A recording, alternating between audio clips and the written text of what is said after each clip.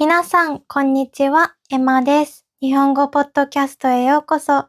このポッドキャストでは、日本語を勉強している方のために、日本語や日本文化に関するお話をお届けしています。今日お話ししていくのは、スタジオジブリについてです。皆さん、スタジオジブリ好きですか？きっとね、この動画を見てくださっている方の中には、スタジオジブリが大好きっていう方もたくさんいらっしゃると思います。私はスタジオジブリが小さい頃から大好きなので、皆さんにね、その魅力をお伝えできればなと思います。今日はね、スタジオジブリの歴史と、私がおすすめするスタジオジブリの作品、あとですね、最近人気なジブリパークについてお話ししていきます。これは結構ジブリを知っている人にはもちろんなんですけど、ジブリをね、見たことがないっていう方にも楽しんでいただけるようなお話をしていくので、よかったら楽しんでいただけると嬉しいです。では、早速ジブリの歴史からお話ししていきます。まずですね、ジブリの歴史、皆さん知ってますかね？私は正直今回ね、調べるまで全然知りませんでした。スタジオジブリは1985年に設立された会社だそうで、皆さんがね、ご存知だと思うんですけど、宮崎駿監督、あと高畑勲監督、そしてプロデューサーの鈴木敏夫さんによって設立されたそうです。でね、皆さん、ジブリの由来って知ってますか？ジブリっていう名前。私も今まで知らなかったんですけど、これはサハラ砂漠の風の名前から来ているそうです。風のね、名前なんですけど、ギブリっていう風があるらしくて、そのね、風をもとに、新しい風をアニメに吹き込もうっていう意味がね、込められて、ジブリっていう名前になったそうです。なんかね、今まで私ジブリの作品たくさん見てきたんですけど、全然知らなかったんですけどね。すごくね、いい意味が込められてるんだなと思いました。で、ジブリはなんか、初期作品で言うと、天空の城ラピュタとか、隣のトトロとかが有名です。皆さん見たことありますかね？ジブリっていうのはなんか他のアニメとちょっと違うなって思うところが、すごく人生に焦点を当ててるなって思うんですね。人生であったり、成長であったり、そういったことに焦点を当てている作品だなと思います。では次に私的におすすめしたいジブリをご紹介していきます。3つあるんですけど、まず1つ目が魔女の宅急便です。魔女の宅急便。皆さん知ってますかね？これはキキっていう女の子が、新しい街にね、独り立ちしていくお話なんですけど、本当に成長であったり、そういったことがたくさん描かれている作品です。これはね、魔女の女の子なんですけど、キキっていう子が。その子が、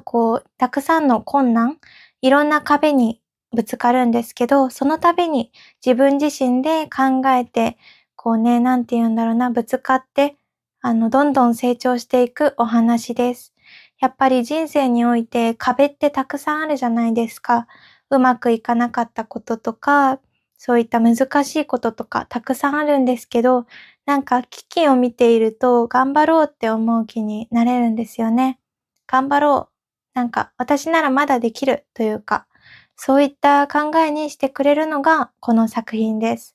私は本当に小さい頃からこの作品が大好きで、何回も何回も、力をね、もらいました。勇気をもらいました。でね、面白い話なんですけど、本当に好きで、私はこのジブリが。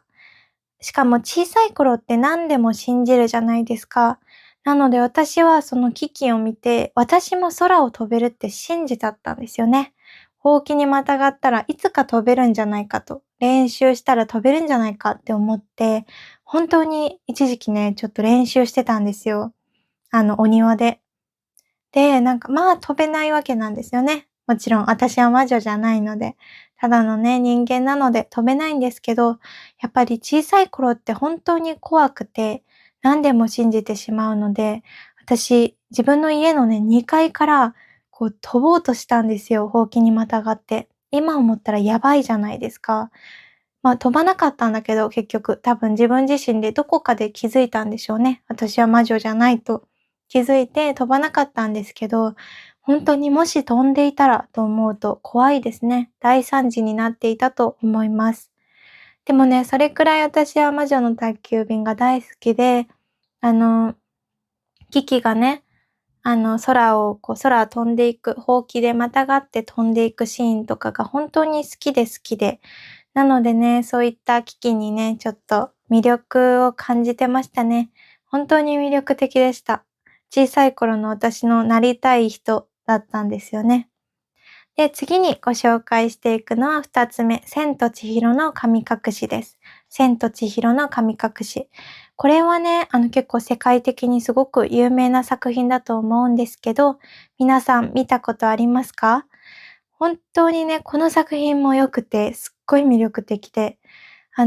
れはね、千尋っていう女の子が成長していくお話なんですけど、やっぱり魔女の宅急便と同じで、成長に焦点を当てられていますよね。人生であったり、そういったことに焦点が当てられてます。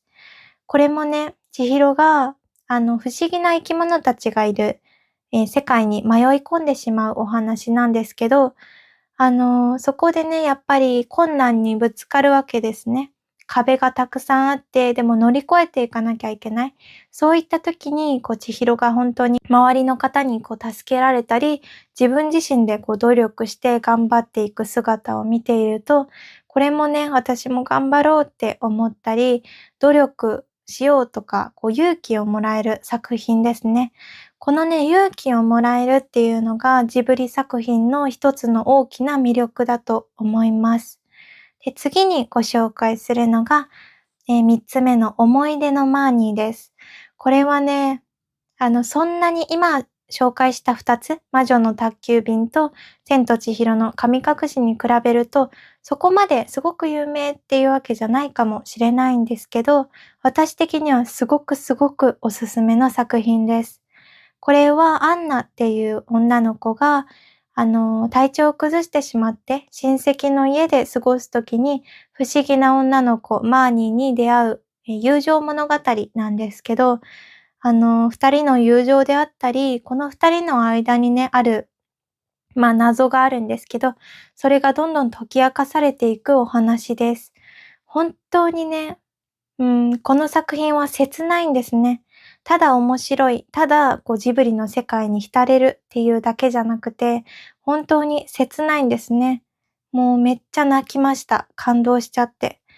本当にね、私の大好きな作品の一つなので、もし見たことがない方はぜひ見てみてください。ジブリ作品のいいところは、子供の頃に見た印象と大人になってから見た印象が全然違うなっていうことなんですよね。思い出のマーニーも私は昔はね、よくわからなかったんですよ。ちょっと難しいので、あんまり理解できなかったんですけど、大人になって見てみるとすごく深いんですよね。深いお話で。なので、もしね、ぜひ、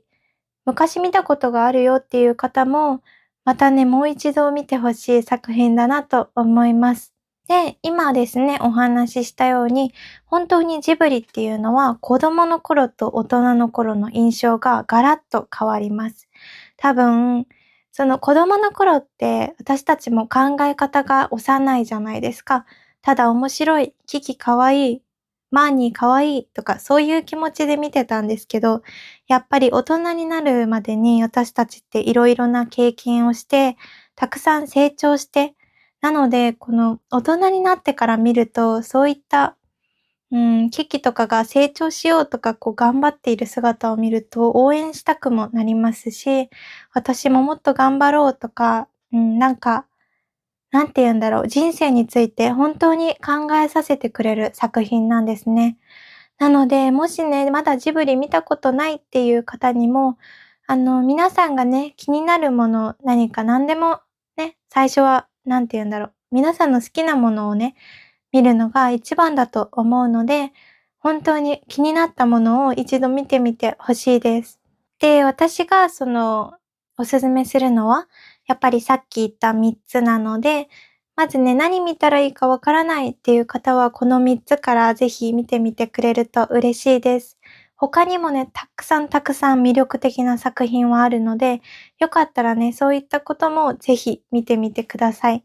で、皆さんのね、おすすめのジブリとか、お気に入りのジブリとか、なんか面白いエピソードがあったら、ぜひコメント欄で教えてください。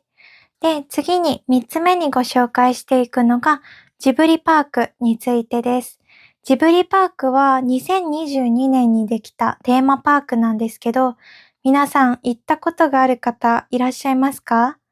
私はね、実はまだ行けてないんですけど、本当に行きたいです。これはね、ジブリの作品、ジブリの世界が忠実に再現されたテーマパークなので、ジブリファンにとったらきっとね、すごく魅力的な場所だと思います。